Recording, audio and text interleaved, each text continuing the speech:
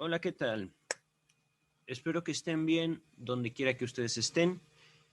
Les deseo un muy feliz día, tarde, noche, madrugada. En el momento en el que me estén escuchando, espero yo que estén pasando el mejor de los momentos. Eh, Mi nombre es Juan Luis Cortés.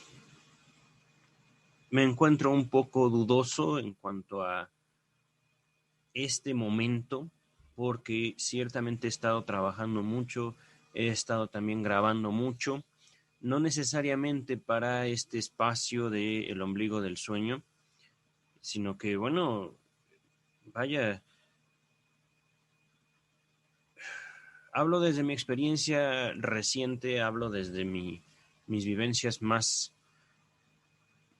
al alcance de mi memoria y creo que no sería descabellado decir que estoy rehaciendo mi vida. Y en un sentido positivo también me encuentro muy feliz releyendo toda la obra de Sigmund Freud y compartiendo esa lectura con un conjunto de suscriptores en un canal de YouTube, mi canal personal, que pueden buscarlo, Juan Luis Cortés Cervantes, Cortés con S al final, Cervantes se escribe con C al principio, V y S al final.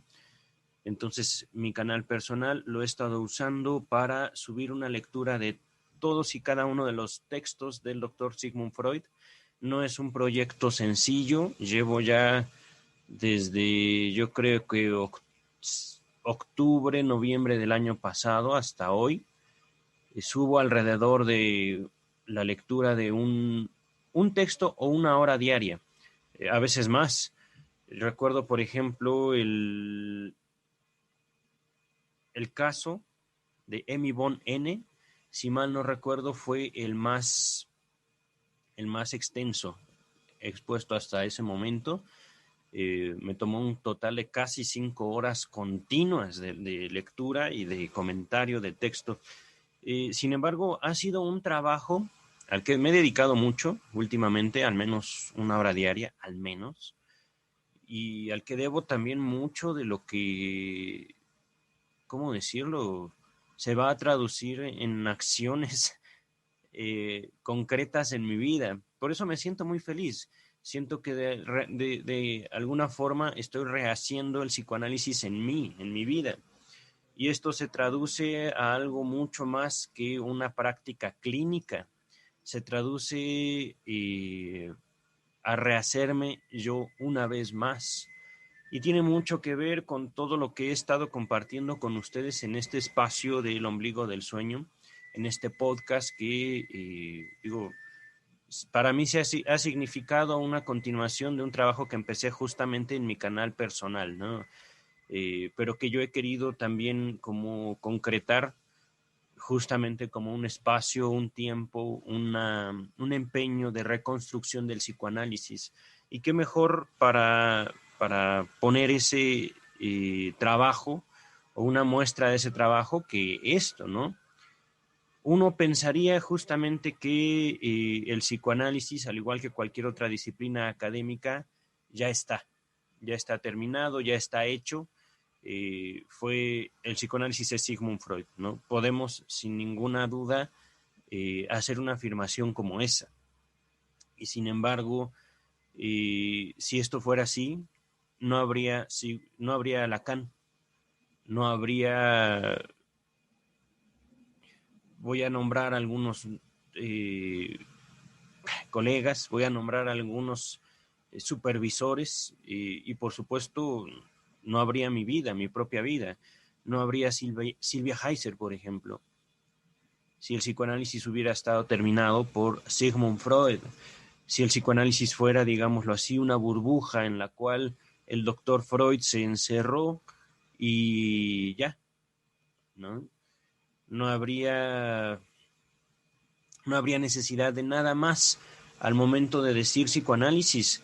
Y digo, no es que el psicoanálisis como tal necesite de mi experiencia, necesite de la vida de todos y cada uno de nosotros.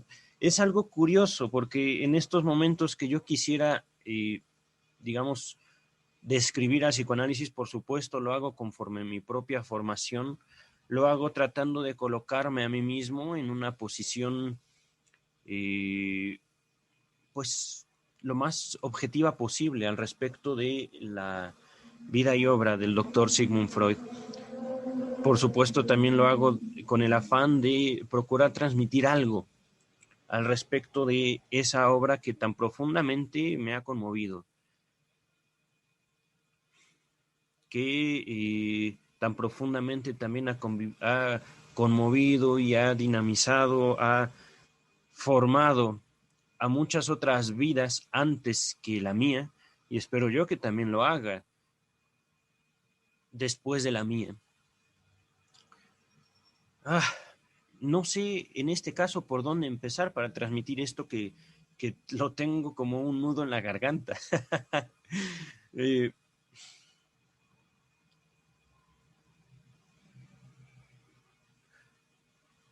Estoy ahorita haciendo una formación, digámoslo así, un pensamiento, estoy tratando de formar un pensamiento dentro de mí que yo pudiera compartir con ustedes y a través de ese pensamiento ponerles al alcance de la mano, hacer comprensible un algo que ahorita yo puedo nombrar como psicoanálisis, un algo que sin duda es algo que trasciende las barreras de la psicología, que trasciende los límites de la disciplina, hablando de ellas como disciplina.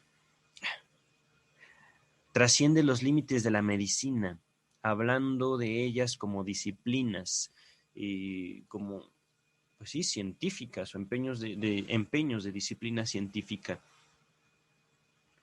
Por supuesto, esta formación, esta idea que yo quiero transmitirles, la formación de esta idea se me dificulta al momento de estar yo solo, ¿no? En el sentido en el que pues no tengo literalmente a nadie frente a mí más que mi propio reflejo, aquello que me está devolviendo la cámara de mi computadora, ¿no? Trato entonces de ilustrar el psicoanálisis como si la obra de Freud definitivamente,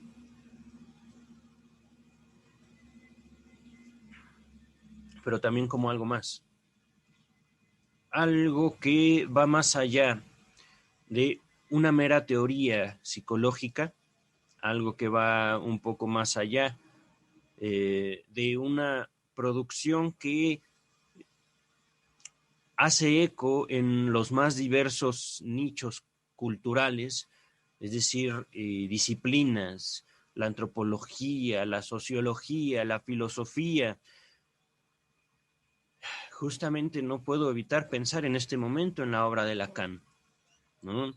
Sigmund Freud, siendo un neurólogo, descubre algo a partir de su experiencia con pacientes histéricos. Este descubrimiento lo lleva a aplicarse a sí mismo un conjunto de procedimientos, digámoslo así, cosa que da lugar al psicoanálisis en 1900, la interpretación de los sueños, y de ahí viene, digámoslo así, todo un movimiento cultural, el movimiento que funda y lidera Sigmund Freud durante su vida, movimiento que tiene una evolución convulsa después de la muerte de Freud, movimiento que justamente vive Jacques Lacan en Francia después de la Segunda Guerra Mundial, movimiento que a él le hace gritar a los cuatro vientos, eso no, así no. Movimiento que ve justamente una división dentro de su seno, movimiento que justamente también da lugar una de sus ramas, lo que se conoce como psicología del yo, a la disciplina que conocemos como psicología al día de hoy, influenciada muy fuertemente por teóricos y por movimientos también ideológicos de Estados Unidos. Hablo de la psicología transpersonal, hablo del conductismo, del cognoscitivismo, que da lugar, por supuesto, a las teorías cognitivo-conductual, ¿no? Al día de hoy, que son teorías que en psicología le dan mucho de su carácter, digamos, institucional. Y por el otro lado, la escuela de Jacques Lacan. Por otro lado, una escuela que procura, digamos, rescatar un psicoanálisis, ¿cómo decirlo?, independiente, lo más cercano posible a un desarrollo único de la obra de Sigmund Freud. Y cuando digo único de la obra, quiere decir rescatando un carácter imposible de institucionalizar de la obra de Freud. Imposible. ¿Por qué? Por cuanto no se trata de educar, no se trata de readaptar a los individuos a unas demandas sociales, siendo que esas demandas sociales requieren que el individuo, y lo voy a poner en palabras un poco fuertes, se asesine a sí mismo. Y no estoy hablando de suicidio, no estoy hablando de que el individuo sea requerido por la sociedad de que se mate a sí mismo. Aquí hay, digámoslo así, una elaboración pendiente mía, una elaboración también necesaria que yo veo en muchos sentidos. Cuando yo digo el psicoanálisis rescata un discurso aplastante, digámoslo así, de la sociedad o de los requerimientos sociales hacia el individuo, quiero decir justamente eso, ¿no? Ese aplastamiento que la sociedad demanda del individuo se puede vivir por parte de los individuos como una forma de decir: mátate a ti mismo, sacrifícate a ti mismo, sacrifica lo que tú quieres, lo que a ti te importa, sacrifica lo que tú amas por el bien de todos.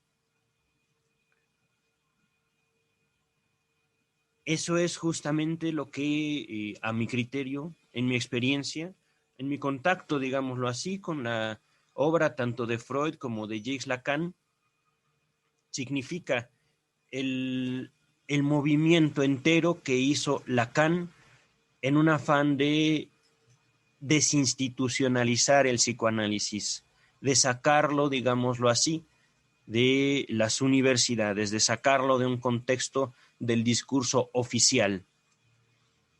Y con esto también retomo parte de mi propia experiencia, retomo también parte de mi propia elaboración del discurso psicoanalítico. Esto no quiere decir que el psicoanálisis sea un discurso revolucionario, como incluso se intentó abordar durante los años 70, en una rama, digámoslo así, del conocimiento filosófico, muy influenciada por el discurso marxista.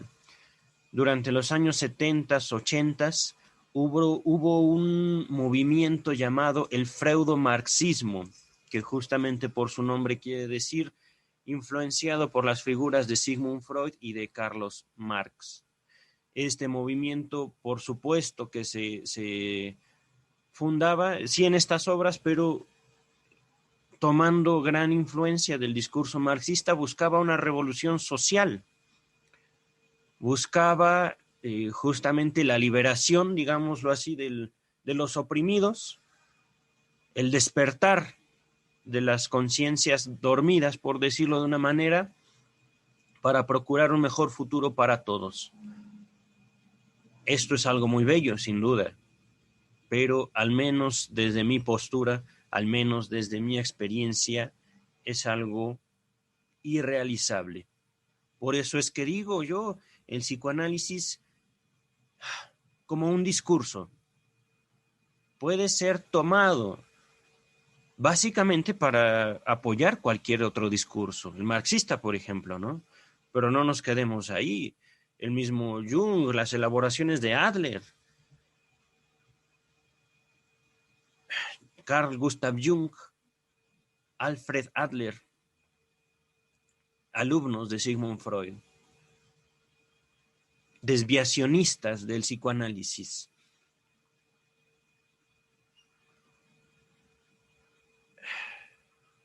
Tal vez me oigo muy fuerte, tal vez me oigo muy, ¿cómo decirlo?, críptico en estos momentos. Digo, no se me ocurre otra palabra.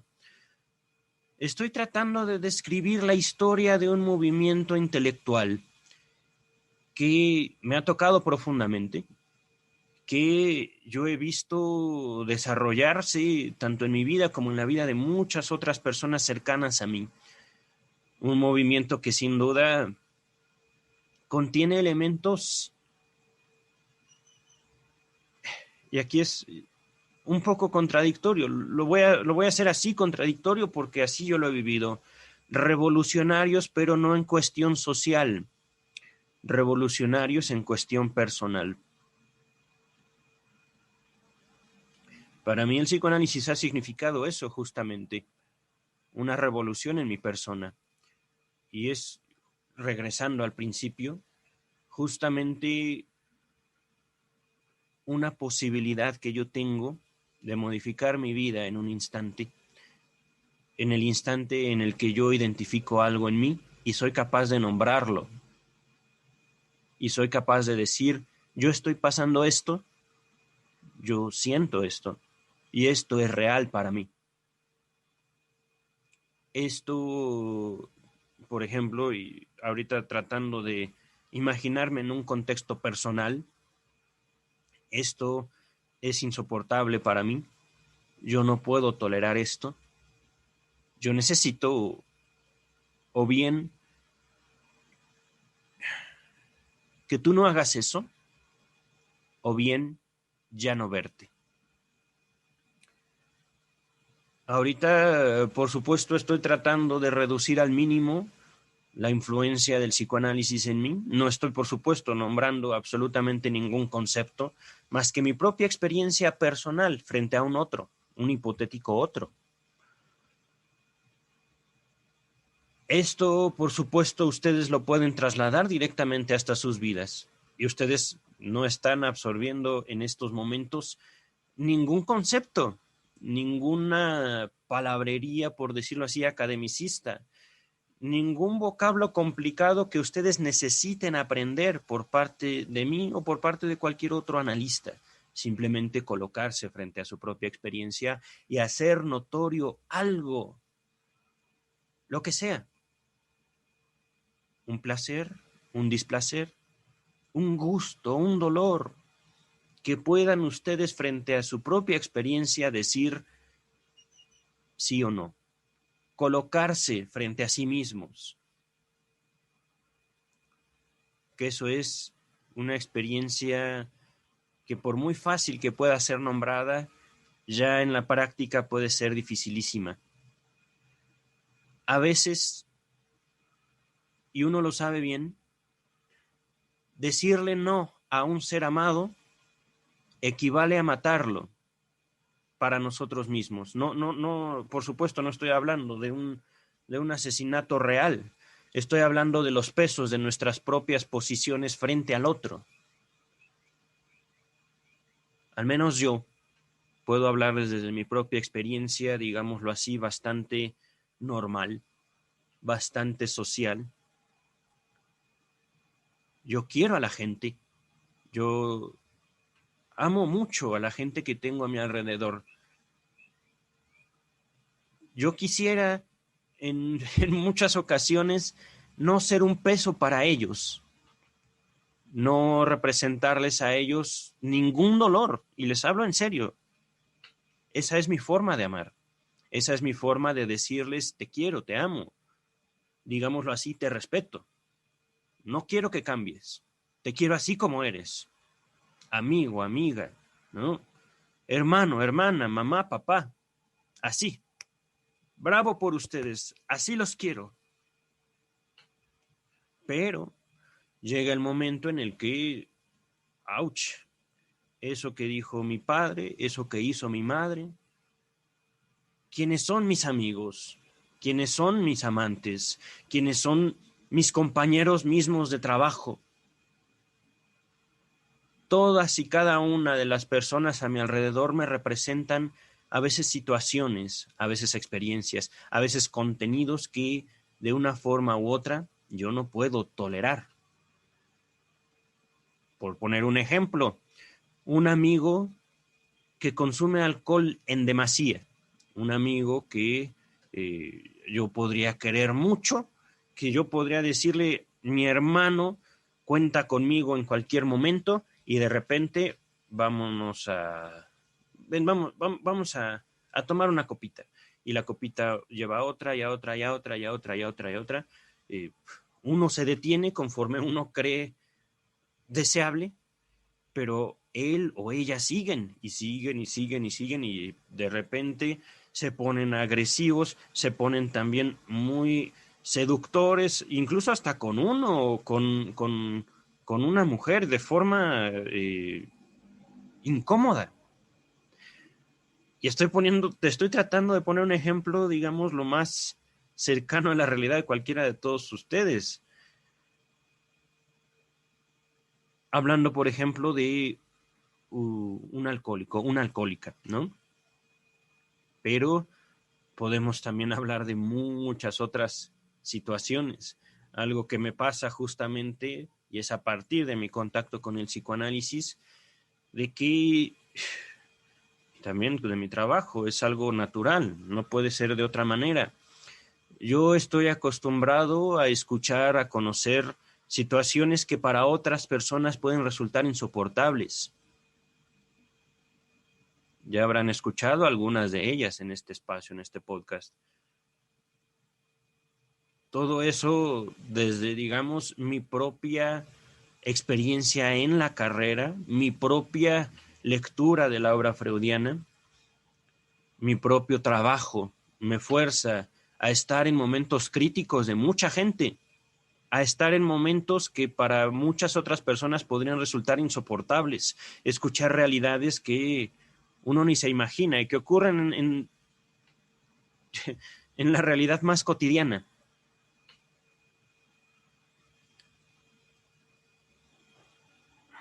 Si pudiera abordarlo, digamos, desde la teoría, es que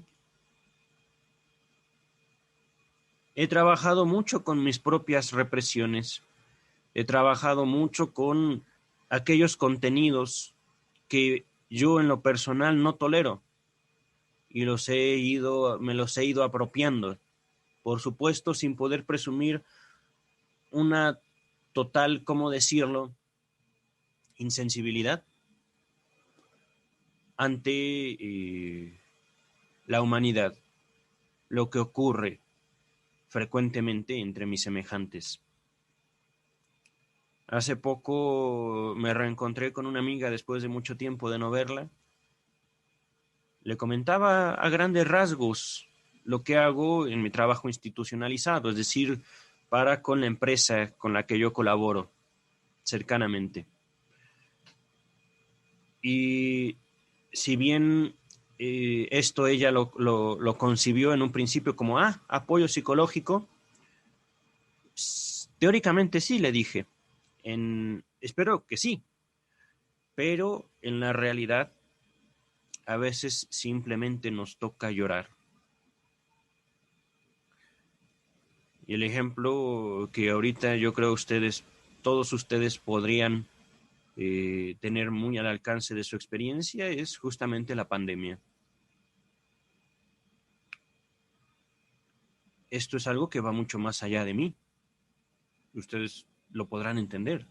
Yo no controlo lo que ocurre a mi alrededor al respecto del coronavirus. Yo los he invitado una y otra vez en este espacio a cuidarse, a escuchar a las autoridades sanitarias.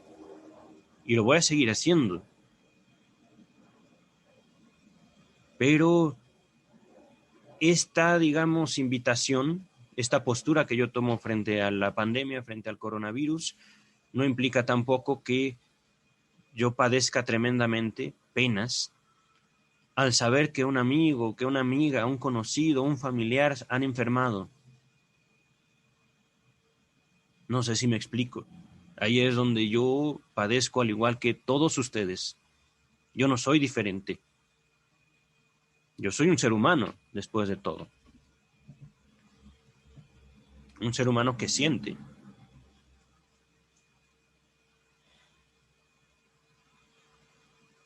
Y que puede conmoverse.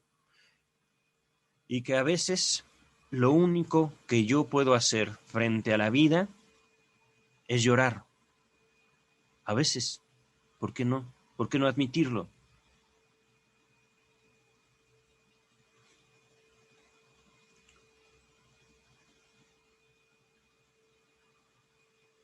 Puede uno presumir cualquier título académico.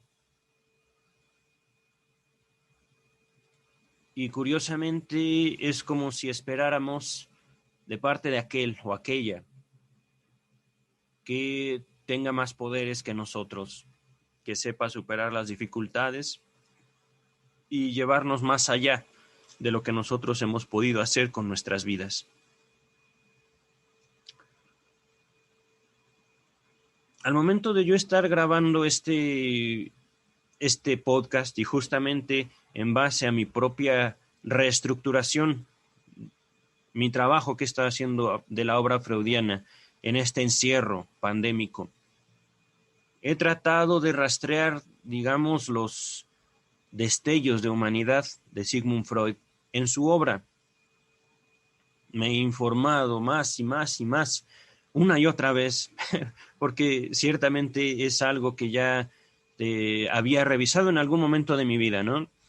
Sus amistades, sus amores, sus hijos, los padres de Freud, los hermanos, medios hermanos.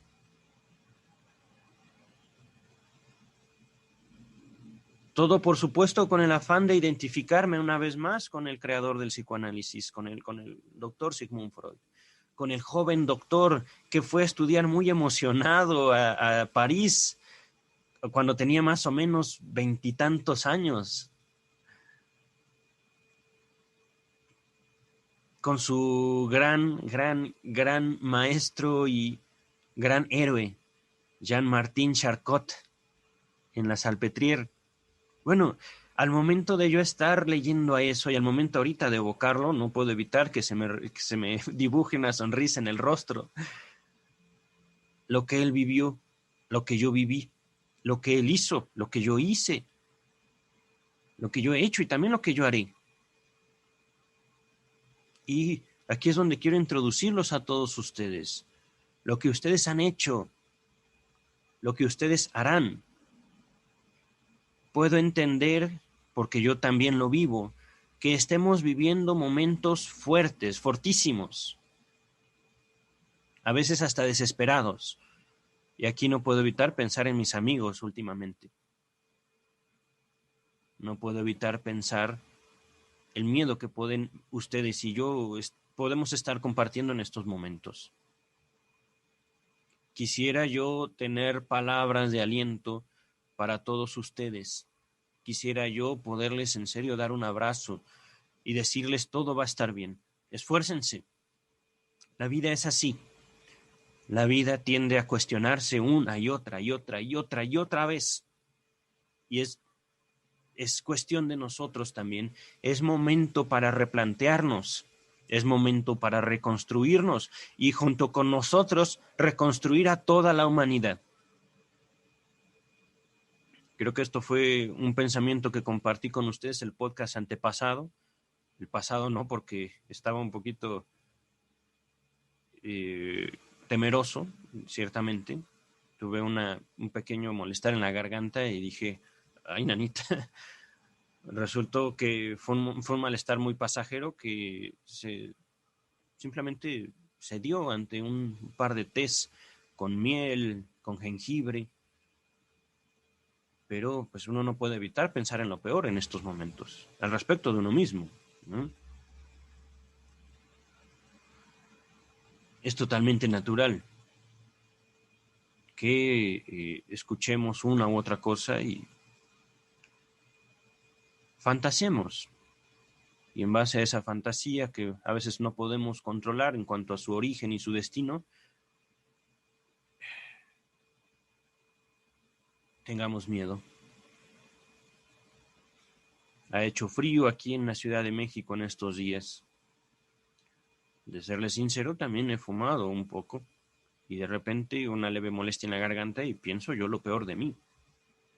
Pienso yo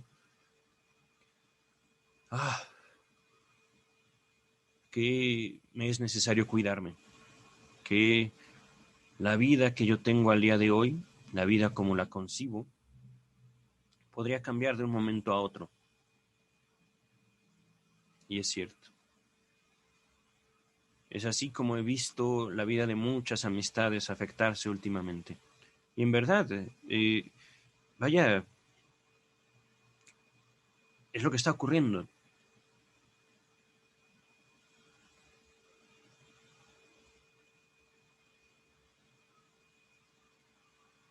Y por eso me encierro.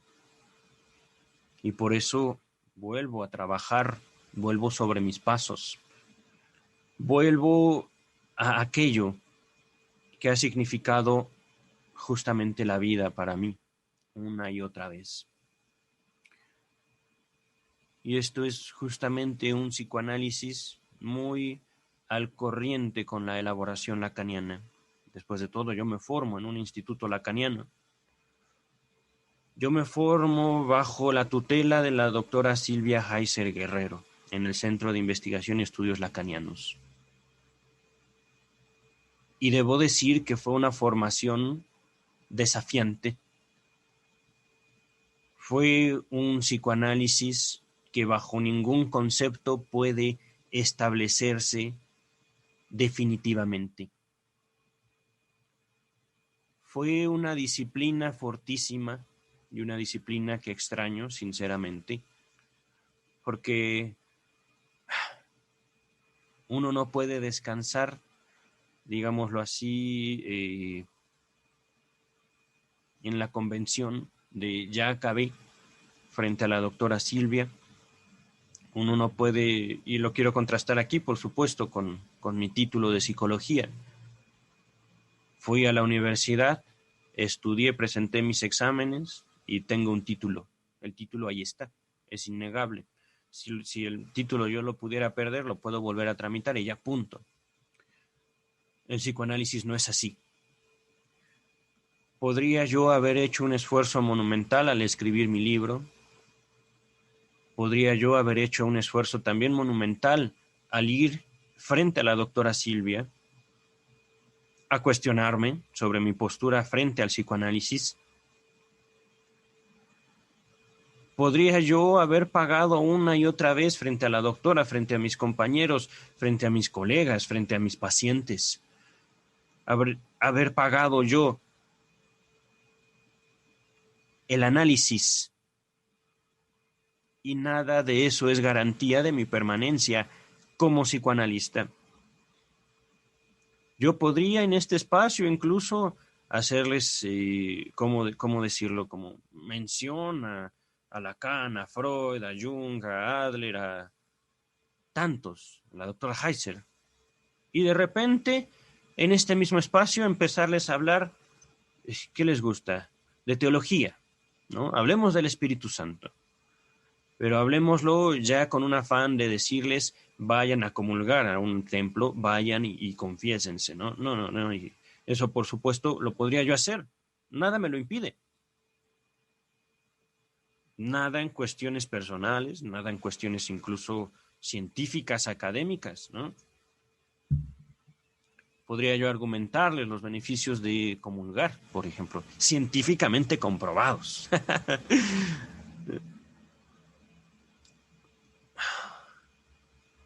Vaya, mi risa es una risa que me dirijo a mí mismo, hacia mi propia frase, no hacia el hecho de comulgar, tampoco hacia la ciencia como tal.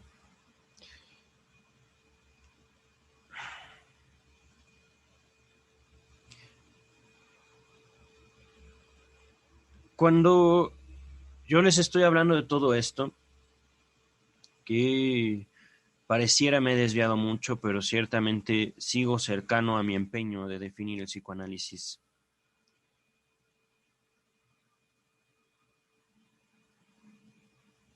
Es con el afán de no recuerdo haberlo mencionado en este espacio, por ejemplo, hablarles de Jung, Carl Gustav Jung. Y esto tomo, digamos, como fuente histórica y fuente también documental, el texto de Sigmund Freud, Contribución a la historia del movimiento analítico. Carl Gustav Jung, sin duda un doctor, un médico que hizo contribuciones inigualables a la evolución, al desarrollo y a la conformación del psicoanálisis. Si mal no recuerdo, fue en ese texto cuando Sigmund Freud dijo respecto de Jung, divino profeta. Un elemento discípulo directo de Sigmund Freud, en palabras de su maestro, divino profeta. De doctor a psicoanalista a profeta. Eso quiere decir divino profeta.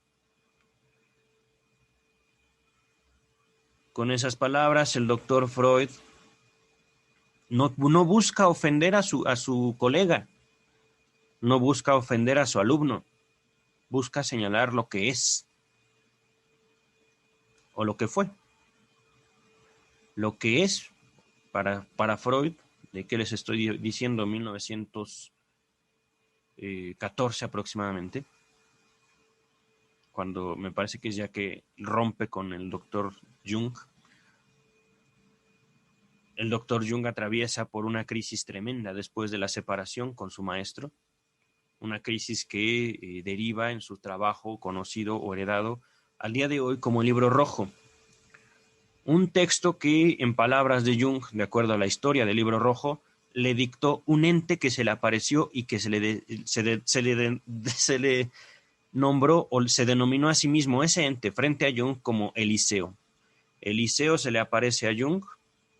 Por supuesto, estoy hablando ya de posiblemente un proceso alucinatorio, muy posiblemente, que es una realidad, es algo muy posible ante grandes dolores, ante grandes, ¿por qué no decirlo?, traumas. Jung amaba a Freud, pero también en su amor lo odiaba profundamente. Es un amor que Freud no puede tolerar. Y es un amor que lleva a Freud a decirle, doctor Jung, hasta aquí. Ya no puedo tolerar su compañía. Y digo, lo estoy ahorita resumiendo en muy pocas palabras. Fue realmente una separación también fuerte para Freud, ¿no? Freud tenía muchas esperanzas puestas en Jung. Si quieren saber más sobre esto, por supuesto, les invitaría a leer la biografía de Sigmund Freud. Creo que se llama Sigmund Freud, su obra y su vida, no me acuerdo, pero el autor es Ernest Jones. Ernest Jones es el biógrafo, digámoslo así, autorizado de Sigmund Freud y tiene capítulos enteros a la relación de Freud y Jung.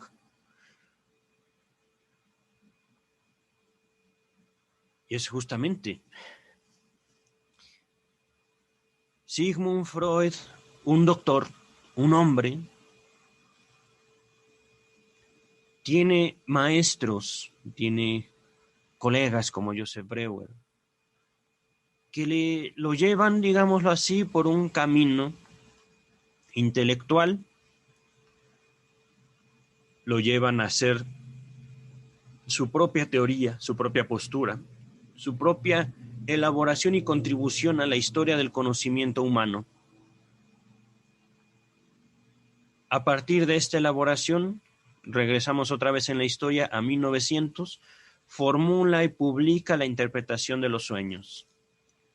A partir de esa publicación, Freud se hace de un renombre internacional y Freud empieza a atraer sobre sí un conjunto de miradas, un conjunto de discípulos, por supuesto, educados, como por ejemplo el doctor Carl Gustav Jung.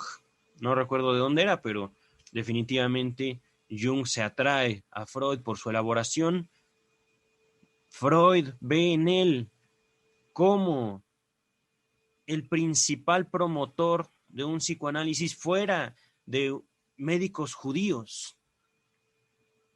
Y se emociona mucho el doctor Freud. Freud ve en Jung, si mal no recuerdo, lo denomina su delfín, es decir, su esperanza, su alegría. Y de repente el doctor Jung lo desconoce. Les estoy hablando de un transcurso de años.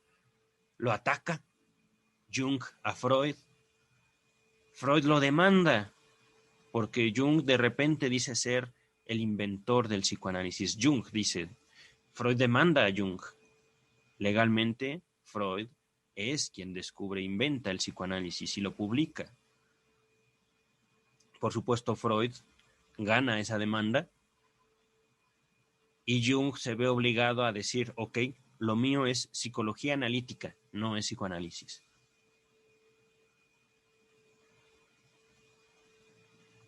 Y todo esto más o menos alrededor de 1914. Les estoy hablando de un periodo de entre 1900 a 1914, aproximadamente, en el cual Freud funda el movimiento psicoanalítico y este movimiento que él mismo funda lo desafía. Le dice en boca de Jung, cuidado porque te voy a matar. Te quiero mucho, pero te voy a matar. Todo esto está ilustrado muy bellamente en la película Un método peligroso. Les sugiero verla. Está, por supuesto, inspirada en hechos históricos verídicos, ¿no? Y es aquí también donde se introduce en la ecuación llamada psicoanálisis para 1914, Sabina Spielmann, me parece. Sabina Spielmann, me parece que es. Spielmann, no recuerdo su apellido exactamente, pero en la película lo pueden encontrar de forma clara. Fue ella quien le plantea a Freud la posibilidad de una pulsión de muerte, la posibilidad de un deseo destructivo en el ser humano.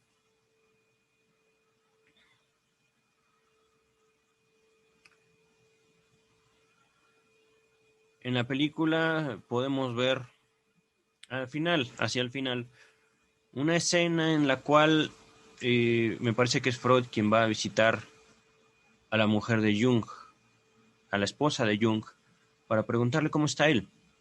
Y le dice, ahí va, ha pasado por momentos muy oscuros después de que rompió relación con usted.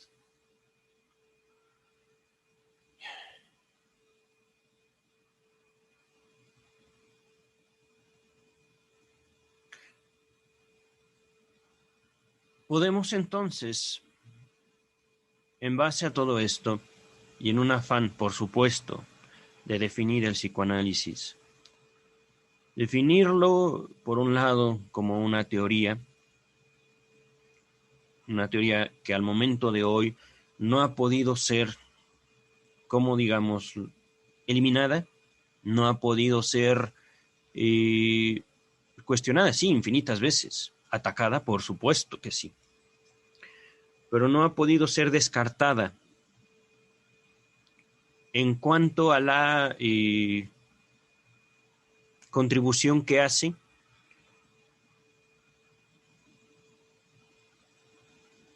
al respecto de lo que podríamos entender como la mente humana. Podemos también hablar del psicoanálisis como un movimiento cultural histórico que continúa al día de hoy en escuelas, digámoslo así, separadas de las universidades, escuelas que podríamos llamar especializaciones,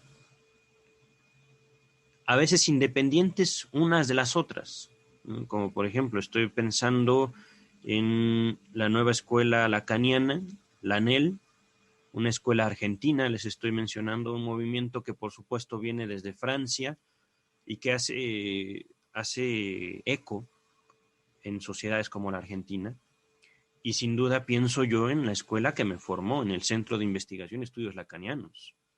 Una formación deliciosa, pero sin duda que no es para cualquier persona. La doctora Silvia se encarga muy puntualmente, digámoslo así, de purificar No creo que haya palabra más adecuada. Purificar el psicoanálisis de aquellas voluntades que buscan contaminarlo, de aquellas voluntades que buscan hacerlo, ¿cómo decirlo?, universal, de aquellos empeños incluso también que buscan prostituirlo. Eso es, por supuesto, hablo desde mi propia experiencia, ¿no? Y digo, esta comparación, este comentario que estoy por hacer, ya lo he hecho en este espacio, ¿no? No faltará quien compare este movimiento cultural con una secta, con una religión. La diferencia está justamente en que cualquier iglesia, cualquier secta, cualquier religión va a depender, digámoslo así, de la unidad.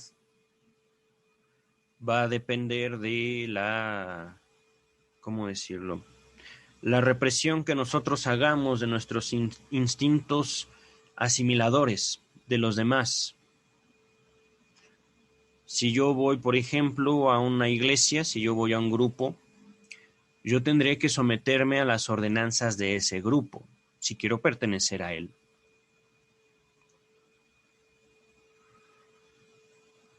Si quiero permanecer bajo esa identidad, tengo yo que acallarme.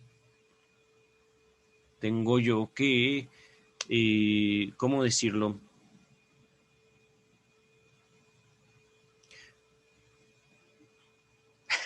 hablando desde un discurso siempre, no estoy hablando de forma literal. Matarme. Dejar de ser yo para ser lo que el grupo quiere que yo sea. Ven cómo no me he apartado de la definición que busco hacer del psicoanálisis, ¿no? Digo, se trata justamente de llenar de contenido algún empeño. Se trata justamente de apalabrarme a mí mismo y apalabrar lo que quiero decir. Por eso se hacen los textos, por eso se hacen los libros, les digo yo. Es por experiencia propia también que les digo todo esto.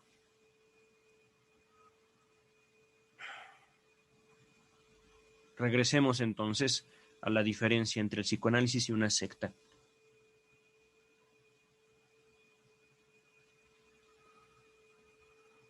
Naturalmente, porque esto es por completo natural dentro de cualquier grupo humano, justamente debido a la naturaleza, digamos, de nuestra propia forma de apropiarnos del mundo. Esto es nuestra construcción que hacemos, nuestra creación a partir de las representaciones. Tal vez me he puesto muy, muy abstracto, pero déjenme continuar. A partir de lo que nosotros y cada uno de nosotros ha vivido, vamos a abordar los problemas grupales desde perspectivas distintas. Es decir, vamos a hacer de la identidad común algo más. Vamos a apropiarnos de los valores de los grupos, sea este grupo cual sea, desde qué les gusta a los testigos de Jehová, un partido político, hasta el psicoanálisis, por supuesto. Hay valores, hay disciplina, hay a veces ritos. Pienso, por ejemplo, en el pase de la escuela lacaniana, y no de mi escuela lacaniana. Ahí en el Centro de Investigación y Estudios Lacanianos no hay pase. Cuando les hablo del pase, les invitaría yo mucho a leer, por ejemplo, a la biografía de Lacan. Si mal no recuerdo, se llama Lacan, Esbozo de una vida y de un sistema de pensamiento, por Elizabeth Rudinesco. Justamente no es que Lacan haya promovido un pase, pero al igual que ocurre con la escuela de Sigmund Freud, Lacan muere y la escuela adopta un conjunto, digámoslo así, de reglas, un conjunto de formas de comprobar la identidad, y entre ellas está el pase. El pase, básicamente, y aquí sí lo podría yo nombrar así, es como un rito lacaniano. De no todos los lacanianos. un rito a través del cual se busca verificar que aquel sujeto que está frente a nosotros y que se dice psicoanalista realmente lo es.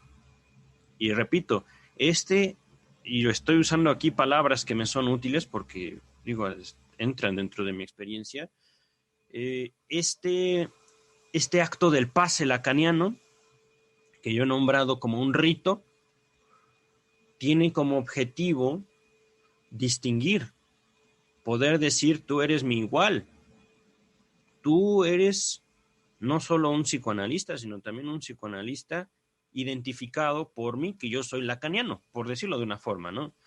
Les repito, este comentario lo hago por mi estudio de la obra y la vida de Jacques Lacan y por supuesto el desarrollo que sí sufrió el psicoanálisis a partir de la muerte del último gran maestro internacional, Jacques Lacan.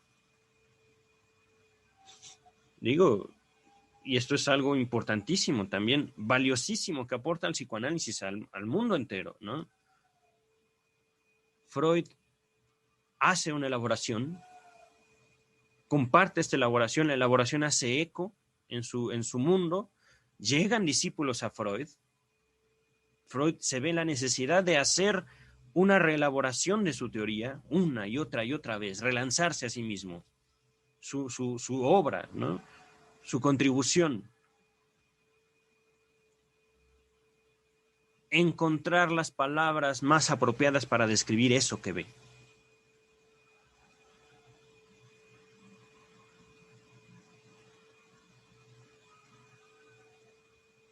El movimiento adquiere fuerza, el movimiento adquiere identidad, pero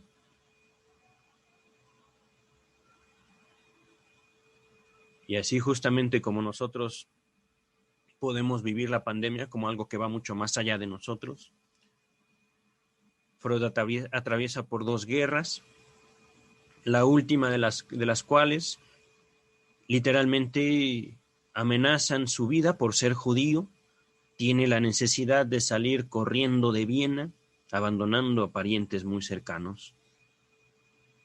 Qué terrible, en verdad. Qué terrible. Cuando leo eso es así como... Oh, es un dolor tremendo el que debió haber pasado Freud al momento de salir hacia el final de su vida de Austria, me parece, de Viena, para ir hacia Londres. Digo, este dato no lo tengo ahorita certero de dónde sale. Me parece que es de Viena, donde vivió la mayor parte de su vida, toda su vida, si no es que... El punto es que nace un movimiento ideológico, el movimiento depende por lo general de un individuo lo sostiene porque tiene una particular forma de ser, el individuo que transmite a su movimiento, que transmite a su conocimiento, que transmite a su teoría. El individuo que sostiene al movimiento termina cediendo al paso del tiempo, termina heredando su legado a un conjunto de voluntades lo más cercanas a él posible, a sus empeños, a su identidad como grupo. Pero esta transición no se hace, digamos, limpia. El pensamiento, la intención de aquel individuo se ve transformada. Freud hereda a su hija, Anna Freud, el movimiento psicoanalítico, y vienen las divisiones. Y vienen, por supuesto, digámoslo así, los caminos separados que toman ciertos pensadores dentro de esos grupos. Lo mismo podríamos hablar de la escuela lacaniana. Lo mismo podemos hablar de un psicoanálisis lacaniano con Lacan y después de Lacan con Miller.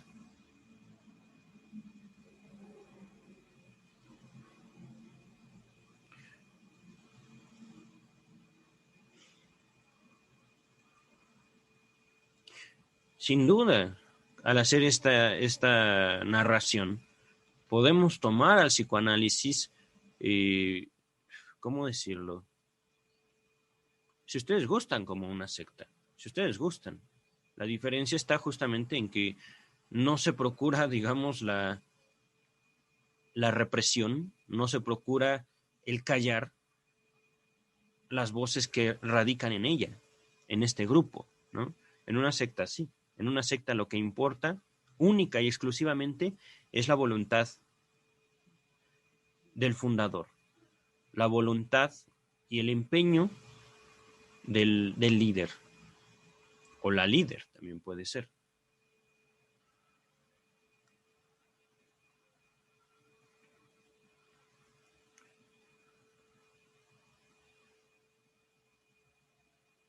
El psicoanálisis despertó muchísimos discursos a su interior, discursos que a veces hicieron, como les vengo comentando, eco en Marx, no propiamente en Carlos Marx, sino en conciencias, digamos ya con relación con la teoría marxista, de ahí el freudomarxismo, no que Sigmund Freud y Carlos Marx hayan tenido contactos, cartas, hasta donde yo sé no las hay, pero voy a seguir investigando. Simplemente son pensamientos que pudieron haber coincidido en alguna vida, criterios que se vieron movidos por uno y otro y dijeron es posible y necesario. ¿Por qué? Porque la injusticia gobierna el mundo. Hay que buscar la justicia. Y bueno, vayan ustedes por allá, yo no voy, al menos yo.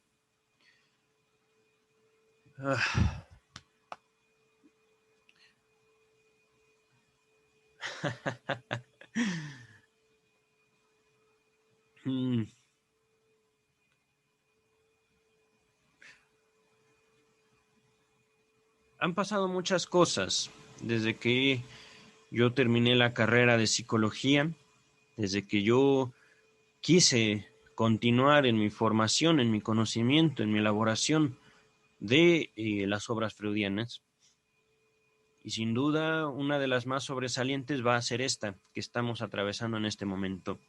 Mi reelaboración de la vida y obra de Freud a partir de mi relectura, a partir de mi encierro durante la pandemia del 2020. Para este momento, por supuesto, yo ya he escrito mi primer libro, Sexualidad infantil y crimen, Psicoanálisis del Estado, volumen 1. Lo he dicho una y otra vez, lo pueden localizar en Amazon. Estoy por reducirle el precio, por cierto. Lo que quiero es ya no... ¿Cómo decirlo? Lo que quiero es que se conozca mi elaboración, lo que quiero es que se cuestione mi elaboración, lo que quiero es platicar con los demás al respecto de lo que yo mismo he leído en Freud, en mi experiencia cotidiana, cuando leo textos o cuando convivo con abogados.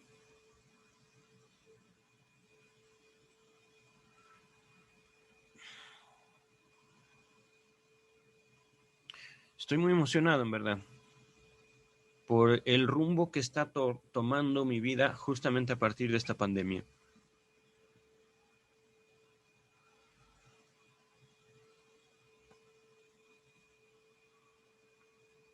Un rumbo que creo entrever por la gente que he conocido últimamente. Un rumbo que se me promete va a ser muy excitante, pero haciendo también esta memoria de la relación de Freud y de Jung, me promete muchos desafíos.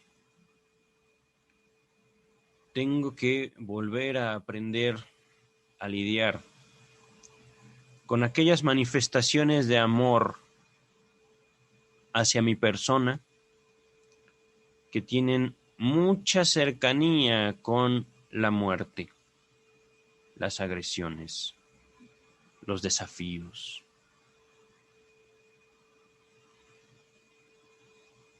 Les recuerdo, Carl Gustav Jung era un médico, era un hombre sin duda muy inteligente, sin duda, sin duda. Un hombre comprometido con sus pacientes,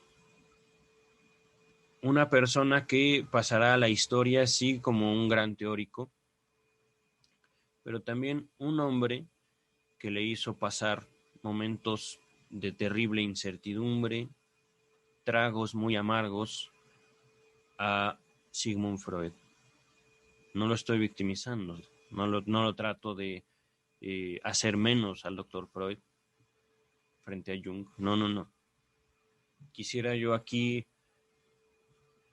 más bien apuntar a la posibilidad que está en todos nosotros de querer, y voy a usar esta palabra, asimilar a costa, asimilar al otro a costa de aquel. Comernos a nuestros seres queridos. Estoy usando, por supuesto, palabras que no quiero que sean tomadas literales.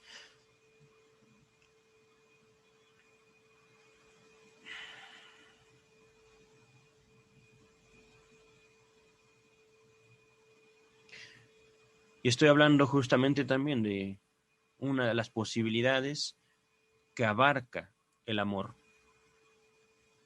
Asimilar, comer.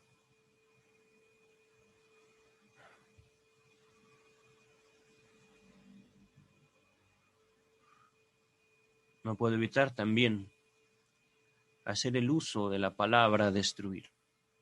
¿Por qué? Porque lo amamos, la amamos. Contradictorio, sí, puede ser, justamente. Contradictorio es el amor porque contradictoria es la humanidad. Amamos. Lo pondré con otro ejemplo. La madre que ama tanto a sus hijos que no quiere que los toque el rayo del sol porque puede provocarles cáncer y entonces los encierra en un cuarto, los encierra en una burbuja ideológica, los encierra de mil y un formas. Y en ese afán de procurar su vida, termina matándolos.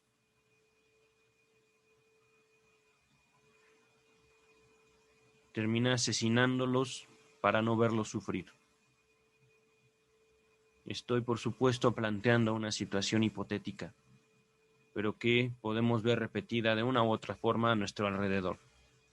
El amante que no quiere que nada afecte a su amada y le procura todo. El hombre que buscando proteger a la mujer de sus sueños no la deja trabajar.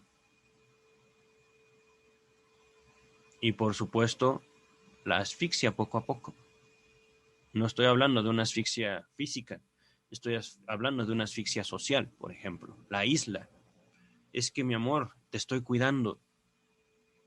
No quiero que te pase nada porque si te pasa algo me muero.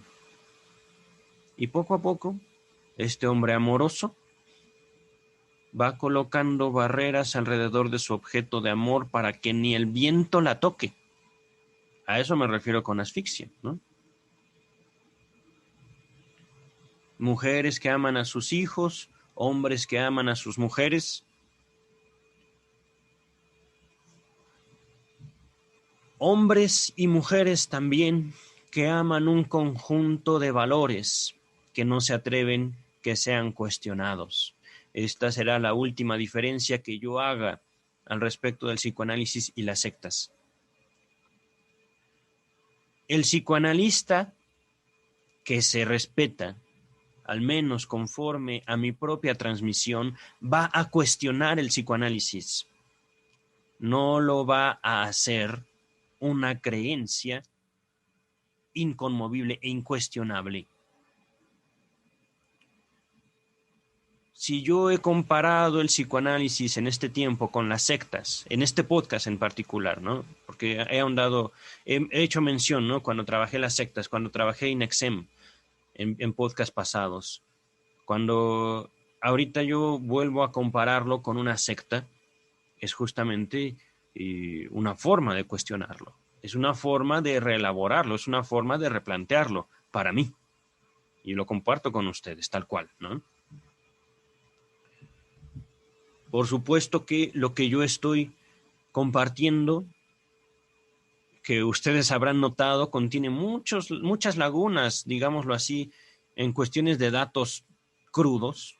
No es mi intención tampoco ponerme académico y darles números, fechas, etcétera. Simplemente busco yo alcanzar con mis palabras eso que yo he vivido como psicoanálisis y que me trasciende sin duda, que va mucho más allá de lo que yo hago, va mucho más allá de este podcast.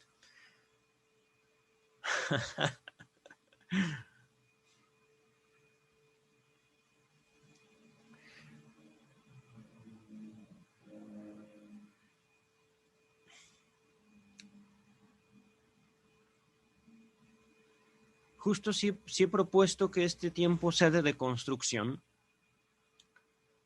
es por cuanto es menester, es decir, es necesario diferenciar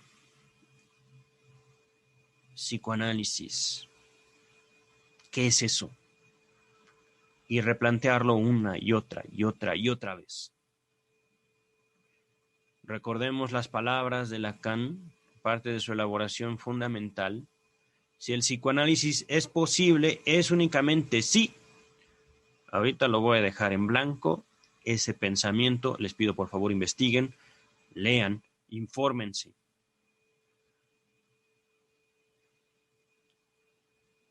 El inconsciente es puntos suspensivos. Yo soy puntos suspensivos.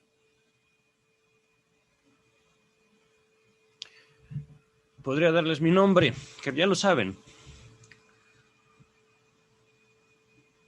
Podría yo seguir hablando al respecto del psicoanálisis, lo inconsciente, mi nombre.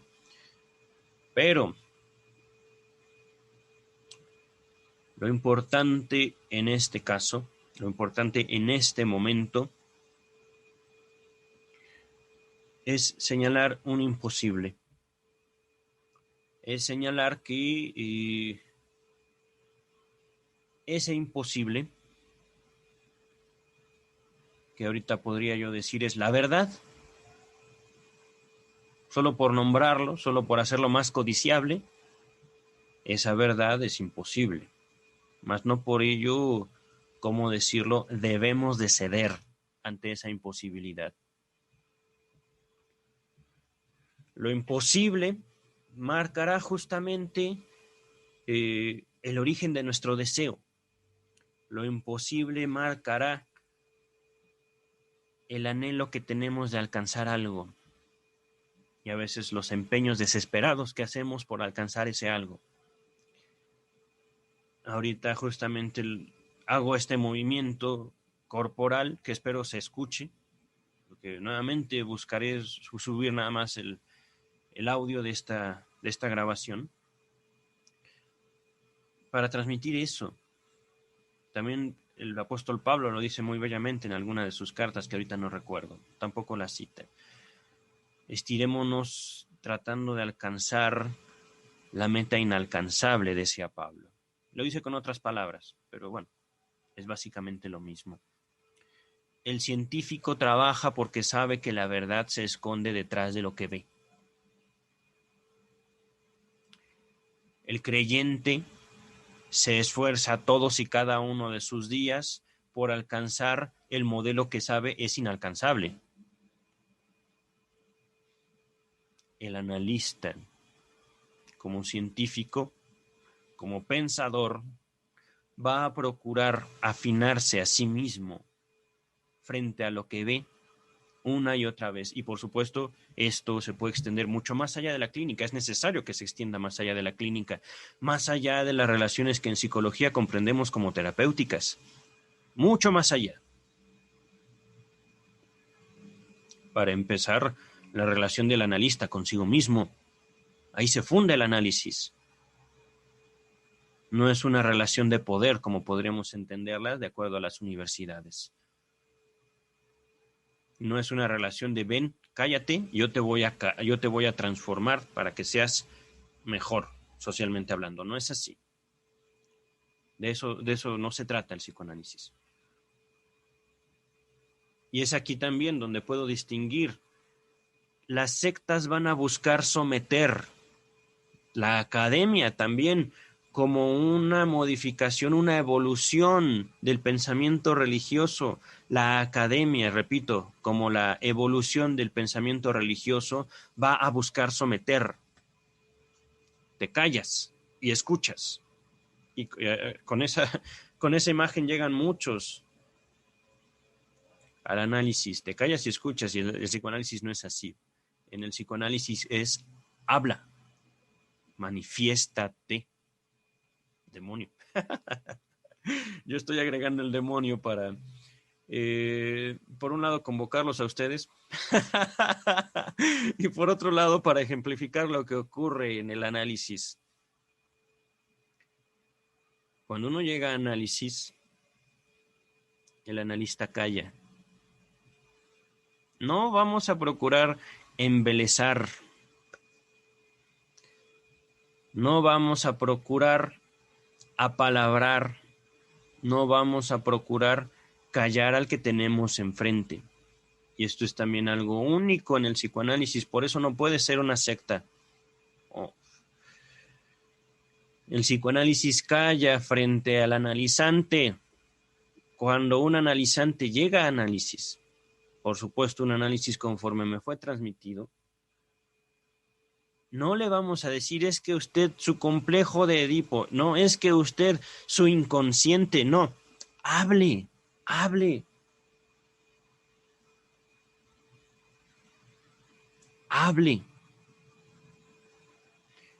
Y uno empieza a hablar, como analizante, uno empieza a hablar. Y de repente te sorprendes hablando cosas que no sabías de ti mismo, de ti misma. Y dices, eso es así, eso es verdad. No me lo está diciendo nadie, lo estoy diciendo yo y al mismo tiempo yo no conozco a ese que está hablando y soy yo. Ahorita les estoy planteando una situación como lo más sencilla que yo puedo en este momento, con el afán de transmitirles eso, ¿no? Eso que ocurre en el análisis. El psicoanalista se ha mantenido callado o callada y de repente lo que yo dije me transforma a mí mismo en el sentido en el que no puedo negarlo. No puedo decirles, el psicoanalista me dijo y me hizo pensar en que debo ser distinto. No, simplemente me encontré con cosas de mí mismo que yo no sabía existían o yo no las quería reconocer de mí. El psicoanalista pudo haberlo señalado, pero yo lo dije, yo lo traje, yo lo introduje, yo lo presenté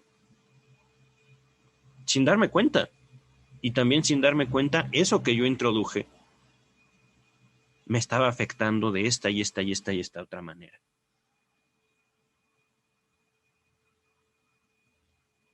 Y el psicoanalista nunca me dijo nada de complejo de Edipo, nunca me dijo nada de inconsciente. No, simplemente callaba. Y de vez en cuando preguntaba, ¿y por qué? ¿Y por qué? ¿Cuándo? ¿Cómo?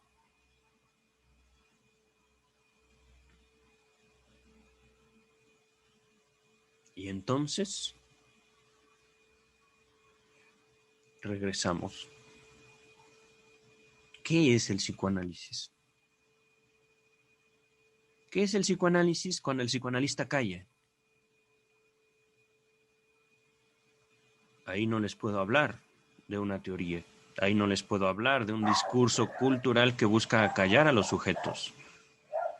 ¿Qué es del psicoanálisis cuando el psicoanalista justamente permite la manifestación de la voluntad de los sujetos? ¿Qué es? Al menos dentro de mi propia elaboración, dentro de mi propio aprendizaje, mi propia apropiación de la teoría, del movimiento, del pensamiento del doctor Freud, el psicoanálisis es algo, dejémoslo así, es un algo, de lo cual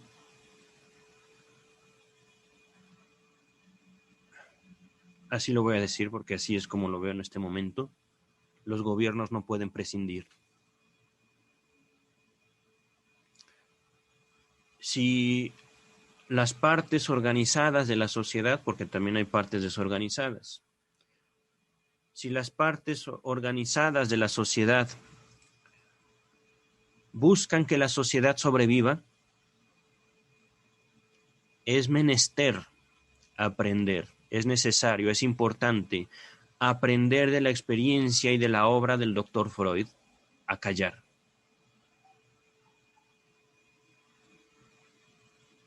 Aprender que mientras más buscamos educar a los individuos, más los individuos van a aprender a callar.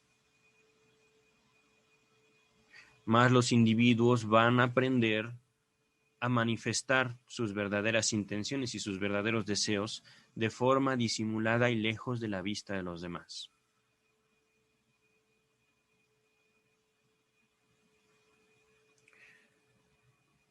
Una de las herencias más valiosas que nos dejó la obra de Freud desde sus primeros tiempos es el valor de la palabra.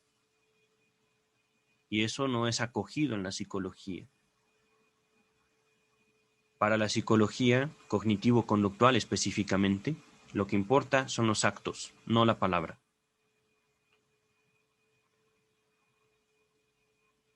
Un psicólogo cognitivo-conductual va a sentir escalofríos de escuchar a un niño diciendo, yo no quiero a mi papá. Y de ahí podemos irnos mucho más fuerte, ¿no? Yo odio a mi padre, yo voy a matar a mi padre. Y esto de palabras de un niño de 5 años, una niña de 4, hablando lo mismo de su madre. ¿Por qué? Porque me quita el amor de mi padre, me quita el amor de mi madre. Un psicólogo cognitivo-conductual va a temblar al escuchar esto y lo más seguro es que diga vete con el psiquiatra y que le den chochitos para que no diga eso. Y ojo, no estoy ahorita tratando de ridiculizar a la psicología cognitivo-conductual, tampoco estoy tratando de ridiculizar al psiquiatra en un afán de exaltar el psicoanálisis. No es mi intención en este momento. Para el psicoanalista lo importante es que eso se diga, sin afán de reprimirlo, sin afán de decirle estás mal niño, estás mal niña, eso no, y pegarles, no, eso no, de eso no se trata. El psicoanalista, frente a un niño o niña que diga eso, le va a preguntar, ¿y por qué? ¿Qué pasa? ¿Cuándo? ¿Cómo? ¿Cómo ocurren las cosas para ese niño, para ese niño? Justamente por esto les digo, es importante que los gobiernos, la parte organizada de la sociedad, adquiera esa costumbre, pueda manifestar el valor de la palabra en la organización de los individuos, el valor de la palabra también en la forma en la cual podemos nosotros trascender eso que nos conforma. Trascender no quiere decir eliminarlo, trascender quiere decir apropiárnoslo. Eso soy yo.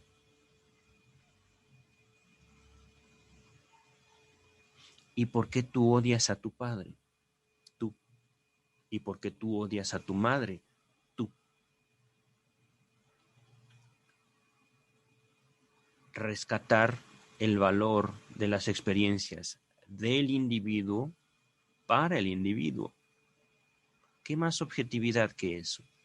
Es que es subjetivo, me podrían decir. Ahorita estoy incurriendo otra vez en el pecado de academizar. Vámoslo a traducir a palabras más sencillas. ¿Qué es más real que tú y que yo? ¿Qué es más real para ti que tus experiencias? Si tú crees en un Dios, ¿qué es más real para ti? lo que te puede decir tu semejante o lo que te dicen las escrituras, por ejemplo, ¿no?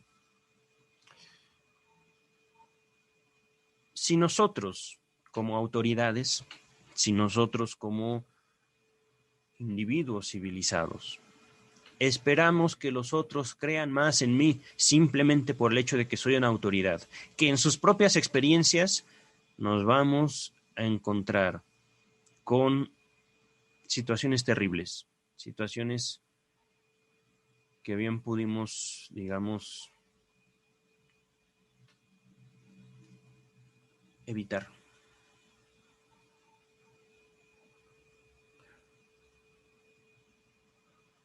Es parte también de una locura, sin duda.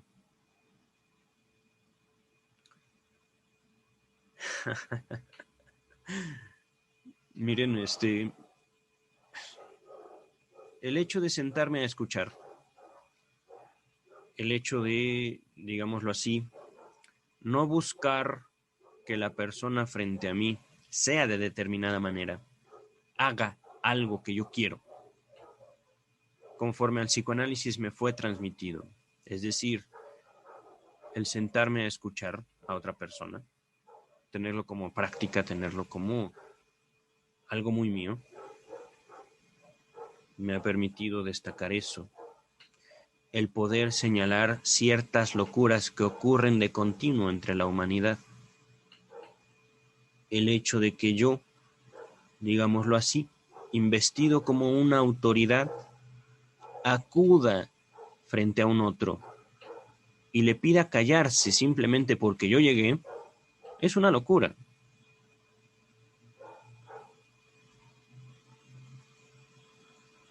Es una locura pedir que la gente crea en mí porque tengo títulos. Eso es una locura.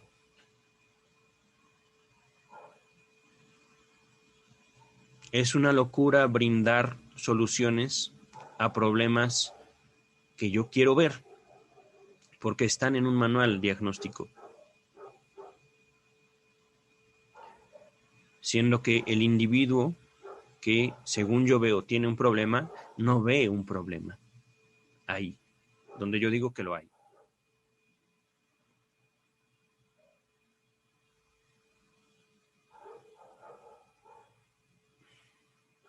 Es parte también de mi propia elaboración y apropiación del psicoanálisis. Es parte también, digámoslo, de mi experiencia. Desde los primeros días que yo ejercí la psicología, que llegaba presumido de tener la verdad por tener un título y de esperar silencio de aquellos que, ¿cómo decirlo?, tenían problemas, en mi propia opinión. Una opinión educada, sin duda, pero una opinión también presumida. Una opinión soberbia, la mía. Entonces, ¿qué es el psicoanálisis? De alguna forma, pienso yo, lo siento yo, el psicoanálisis también trasciende a Freud. De alguna forma, Freud descubrió algo que lo trascendía. De alguna forma, Freud descubre algo que va mucho más allá de sí mismo.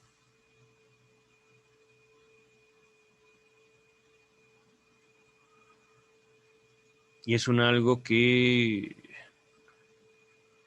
he visto manifestarse una y otra vez de una u otra forma.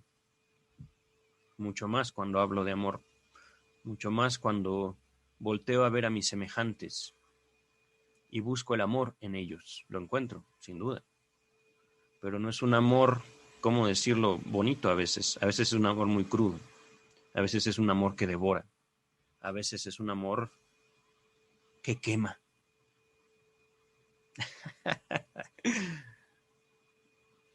No voy a hacer una observación más, pero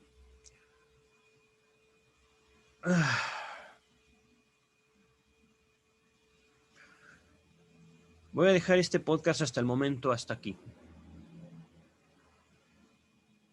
Voy a continuar trabajando mi reelaboración de los textos freudianos. Si les interesa, búsquenme en YouTube. Esto sí es algo que hago únicamente en YouTube. ¿Por qué? Porque es la plataforma más accesible por momento para mí. No me interesa ser youtuber, no me interesa ser influencer. Yo estoy trabajando muy a gusto leyendo a Freud y observando, haciendo observaciones de Freud, ¿no? Estoy buscando de una manera muy deliciosa al humano, al doctor, al hombre Sigmund Freud, que vivió lo que vivió y que hizo lo que hizo. Eso ha sido para mí un trabajo riquísimo. Les repito entonces, pueden buscarme en YouTube como Juan Luis Cortés Cervantes, Cortés con S, y Cervantes como se escribe como Miguel de Cervantes Saavedra. C-V-I-S al final, Cervantes. Juan Luis Cortés Cervantes, pueden localizarme en YouTube, ¿vale? Los dejo por el momento. Les agradezco mucho el tiempo que hemos pasado juntos. Me encantaría saber de ustedes. Me pueden localizar, yo creo que más fácil a través de ese canal. Les podría dar mis Facebook, mi Instagram. Realmente no uso mucho Instagram ni Twitter, pero mejor así. Mira, por YouTube. Está bien así. Voy a seguir haciendo programas, voy a seguir haciendo podcast, voy a seguir leyendo, voy a seguir también trabajando con muchas otras personas. Estoy muy emocionado. Les agradezco mucho el tiempo, les agradezco mucho su paciencia, su interés y espero de todo corazón puedan rehacerse en estos tiempos tan peculiares que estamos viviendo. Mis mejores deseos para todos y cada uno de ustedes, estén donde estén, hagan lo que hagan, son mis semejantes. Cuídense, por favor. Cuídense. Y de todo corazón, les deseo lo mejor. Nos vemos la próxima semana, los próximos días, realmente no lo sé. Cuídense.